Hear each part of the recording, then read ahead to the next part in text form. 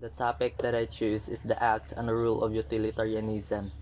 Utilitarianism is one of the best known and most influential moral theories. Like other forms of consequentialism, its core idea is that whether actions are morally right or wrong depends on their effects. More specifically, the only effects of actions that are relevant are the good and bad results that they produce. A key point in this article concerns the distinction between individual actions and types of actions. Act utilitarians focus on the effects of individual actions, while rule utilitarians focus on the effects of types of actions such as killing or stealing.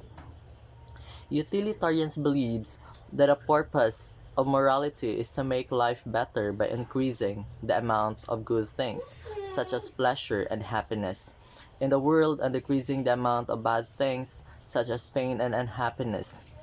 They reject moral codes or systems that consist of commands or tabas that are based on customs, traditions, or orders given by leaders or supernatural beings. Instead, utilitarians think that what makes a morality be true or justifiable is its positive contribution to human and perhaps non-human beings. The task of determining whether utilitarianism is the correct moral theory is complicated because there are different versions of the theory, and its supporters disagree about which version is correct.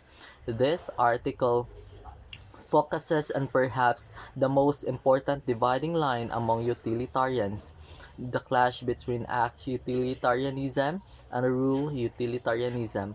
After a brief overall explanation of utilitarianism, the article explains both act utilitarianism and rule utilitarianism, the main differences between them, and some of the key arguments for and against each view.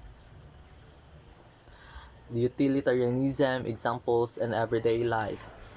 When individuals are deciding what to do for themselves alone, they consider only their own utility. For example, if you are choosing ice cream for yourself, the utilitarian view is that you should choose the flavor that will give you the most pleasure.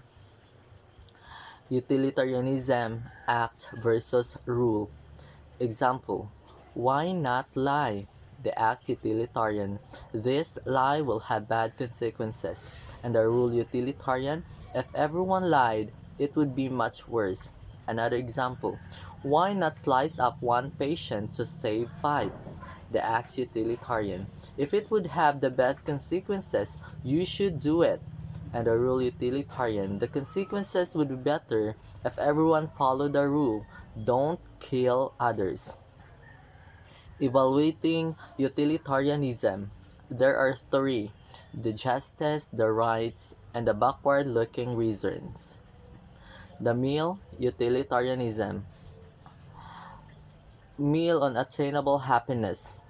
Of this, the philosophers who have thought that happiness is the end of life were as fully aware as those who thought them the happiness which they meant was not a life of rapture, but moments of such in an existence made up of few and transitory pains, many and various pleasures, with a decided predominance of the active over the passive, and having as the foundation of the whole, not to expect more from the life than it's capable of bestowing. Next to selfishness, the principal cause which makes the life unsatisfactory is want of mental cultivation, a cultivated mind. I do not mean that of a philosopher, but any mind to which the fountains of knowledge have been opened, and which has been taught, in any tolerable degree, to exercise its faculties, finds sources of inexhaustible interest in all that surrounds it, in the objects of nature, the achievements of art, the imaginations of poetry, the incidents of history, the ways of mankind, past and present, and their prospects in the future. It is possible, indeed, to become indifferent to all of this, and that too without having exhausted a thousand part of it, but only when one has had from the beginning no moral or human interest in these things, and has sought in them only the gratification of curiosity. Mill further insists that there is no reason why happiness should be available only to a lucky few, and happiness results only from ignorance, poverty, imprudence, injustice, and faulty social institutions. Utilitarianism, the classical version. There are four propositions. Number one, actions are to be judged right or wrong solely by virtue for their consequences. Second, in assessing consequences, the only thing that matters is the amount of happiness or unhappiness that is created. Everything else is irrelevant from the moral point of view. Third, each person's happiness counts the same.